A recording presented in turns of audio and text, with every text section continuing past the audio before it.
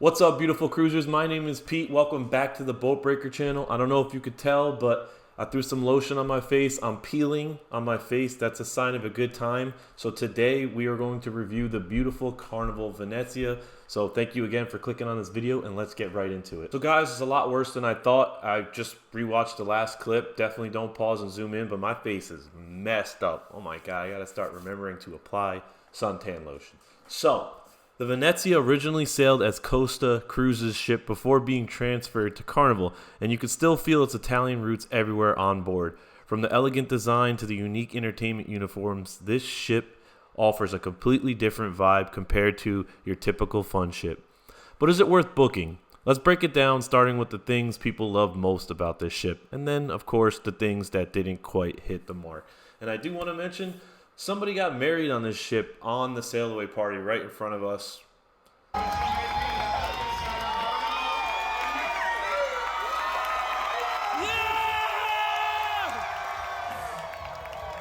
That's crazy to me. I had no idea what was happening. They like staged it. It was like, call someone up to do a dance, and then all of a sudden, bang, like that's your thing. That's crazy.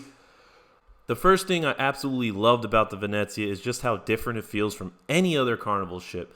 Instead of the bright, playful Carnival look, Venezia keeps a lot of its elegant Italian design with beautiful chandeliers, gold accents, and grand staircases. Even the entertainment team wears Italian-inspired uniforms, which adds to the immersive feel of being like you're in Italy. If you sailed on Carnival before, this ship is going to give you a whole new experience. Now, it really feels like a whole different ship when you're on this ship. And that's probably because it is a whole different ship when you're on this ship. They kept a lot of the old ship there, but they brought back that Carnival classic flavors, like some of the restaurants and, the way they do things, sail away parties, events, etc. So this is a different ship, and if you haven't seen the tour, we have the tour out on the channel. I will link it in the description. It's the Carnival Venezia tour. I do get some tips and secrets on that video as well. The whole ship looks very European and Italian inspired, and if you're used to Carnival and you like the way Carnival does things, but maybe you want to see like a different style ship, this Costa ship, definitely hop on the Carnival Venezia. It's a little different. Now let's talk about something Carnival absolutely nailed on this ship, the paid restaurants. Venezia has some of the best specialty dining options in the fleet, and I always say this about Carnival. Some standouts like Fahrenheit 555 Steakhouse, Cucina del Capitano, and Benzai Teppanyaki. One of the coolest things, the free-to-eat Guy Fieri created a special burger just for this ship. It's called the Pepperoni Pizza Burger, blending flavors of pizza and classic burger into an insane creation.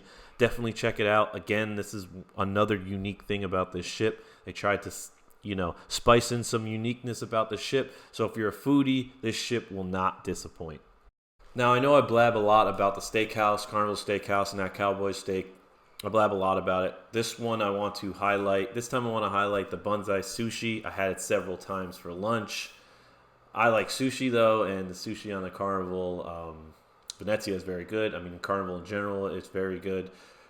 We also booked the always sold out Bonsai Teppanyaki. So if you do want to get that, the hibachi on the Carnival cruise, you have to book it early. We booked it early and we still sat down at 7:38, the latest seating you can get. So it was very cool. Obviously the chef is funny and it's your typical hibachi show, but it's good food. So that's something, if you're interested in, you got to book early. Another highlight and one of my final positive points of this ship, of the Venezia, is how spacious and elegant the ship feels, especially indoors, because it was originally designed for Costa Cruises. It has more of an open indoor lounge compared to the other Carnival ships. Places like the Grand Canal Atrium and the stunning Piazza San Marco give guests plenty of space to relax without feeling crowded. We were hanging out there every single day. It's a refreshing change from some of the more compact Carnival designs that you're used to seeing. Again, it had a very luxurious indoor area. Keep in mind I'm saying indoor here, and you'll see why in just a moment when we move along in the video. But the indoor areas are very nice. The bars were a little bit different. They had smaller bars placed around the ship. They didn't have Red Frog. They didn't have the tequila bar, but they had each of the bars, but just kind of with different names. Like they had the Alchemy Bar, but it wasn't called the Alchemy Bar. And again, I'll leave that up to you. If you want to check that out in the tour, you can go ahead and check it out in the tour. It's a quick tour overview of the ship. I'm just speaking. You don't really see me in the video. It's just a long video of each of the important decks. All right, let's move along to some of the things I disliked in the ship. Again, I always have to preface this by saying these are my opinions. This was my experience. I say this a lot. It's not part of this review, but I'll say like buffet was good on one day, bad on the next. Buffet was good on one ship, bad on the next. This was my personal experience for the time that I cruised on the ship. This was a 7-day cruise. So again, if any of these bother you enough to where you don't want to take the cruise on the ship, that's fine. That's what I'm here for. I'm here to just spread the information. But I don't think any of these things are make or break. I think these are just things that were personal to me. And also, I've seen other people complain about this in the forums. I tried to get a kind of a better understanding if I was just nitpicking. So I did a little bit of searching on Cruise Critic, and a lot of the things that I'm about to talk about are also complaints from other cruisers. You spend your hard-earned money, even more, you spend your hard-earned PTO, and you want to get on a cruise, you want to relax. I just want to let you guys know what you're in for. Now, one of the things I have to bring up first, the very, very first thing I want to complain about, and I've complained about this in the past on other ships, but this one just seems so silly to me. It's the worst that I've seen, the absolutely awful placement of the smoking area. On this ship, the smoking section is right smack next to the basketball court. I mean, pressed up against it with some artificial ivy, lattice, plant vines, as you see in the video. I mean, like, seriously, imagine trying to play basketball with cigarette smoke blowing right in your face. Not even that. Kids are on the basketball court the whole day breathing in secondhand smoke. Whether you're a kid, an adult trying to enjoy some sports, this setup is just a terrible design for choice. I mean, come on. Like, I grew up in the 90s, and if you're a little bit older and everyone used to smoke, secondhand smoke was a big thing that no one cared about, and then everyone cared about all of a sudden, and then you couldn't smoke indoors anymore. But to me, it's just crazy, especially because on sea days when there was no wind, the smoke was like stagnant. And again, I'll just bring this into another con of the ship. The smoking from the casino just went right out into the atrium. Like, you could smell the smoke in the atrium from the casino because the ventilation was so bad. And again, I think because it's an older ship and it's European, that didn't matter whatsoever. They didn't care or think much into it. They weren't proactive about it. But that's got a Carnival. You got to do better. It's kids. You have a dodgeball match going on with people smoking cigars, cigarettes, and other stuff pressed up against the basketball court. And not only the basketball court, right on top of the basketball court is a mini golf course. Like, do better.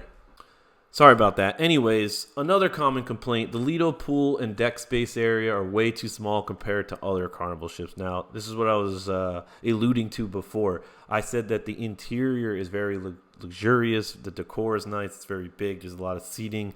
And I said, wait for later. That's now. The outdoor seating is horrible. You can't get a seat anywhere. The pool is like 10 feet by 20 feet, if that. So if you've been on ships like the Mardi Gras or even older Vista class ships, you're going to feel the difference. The main pool area is cramped, making it harder to find a spot, especially on sea days. If you're someone who loves spending time by the pool, this might be a huge downside for you. Because Venezia was originally built for different cruise markets, some areas feel narrower, especially around the Lido deck and buffet. If you're used to the open deck spaces on other Carnival ships, you might find this one to be a bit more crowded, especially during peak times. It's confusing to me because as you get further up and you have more space with nothing happening, like, people don't want to hang around there, but the Lido area is where everything goes on, the events and stuff, and there's barely any seating. So with the capacity on this ship, I would figure that would have helped. I just don't understand, again, the design, and I feel like it's because it came from Europe, but I could be wrong. But even on a regular day where it was a little bit later in the day and the DJ was playing or they were doing some trivia on the screen right there, you couldn't get a seat. Like, I was sharing a seat with like 3 people with like one butt cheek on the seat just trying to, play a game and hang out. And kind of stinks because I don't always want to do that. But when I did want to do that, forget about getting a chair. But when I did want to hang out and just do the trivia, it was like impossible to find a seat. So, all right, our last complaint, my last complaint. I've seen it from other people. I heard it from other people while I was on the cruise, among other passengers. But the air conditioning was so inconsistent. It was unpleasant, and it was discomforting to sleep in. So basically what was happening, the air was very patchy. You'd walk into one venue like the Lido and come into something else, go upstairs and be hot. The elevators would be so hot, they'd be like 100 degrees. You step out into something cool, then you would hit the casino with like a really, really heavy cigarette smell. But it was cold in there. It's like they were just trying to take care of them. Now, I don't know the architecture of the ship. There could have been some units that were out. Again, I don't know how that works, but it was very inconsistent throughout the ship, and I did hear people complaining about it.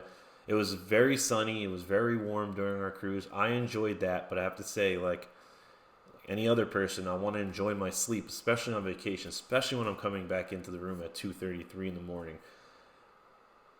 I can just wake up and at 4 in the morning and call and they fix the air conditioner. I just suffered in silence and just slept with no covers on. But yeah, I just wanted to make that known that I don't know if it was fixed, but that definitely had to hit the video. That was a mental note that I had. The air conditioning was inconsistent throughout the ship, no matter what you were doing. It was warm in the main dining room one day and then not the next. So that's it. That's it for today's video. Let me know what the verdict is. If you want to cruise on Carnival, but you want something a little bit different, a little bit unique Carnival experience, I would take the Carnival Venezia, get some specialty dining, hang out on the Lido, fun. If something like the smoking or the inconsistent air conditioning kind of worries you, maybe you want to get on a newer ship or stay with something safer. Either way, hopefully I helped in some way. Again, my name is Pete. I am part of the Boat Breakers.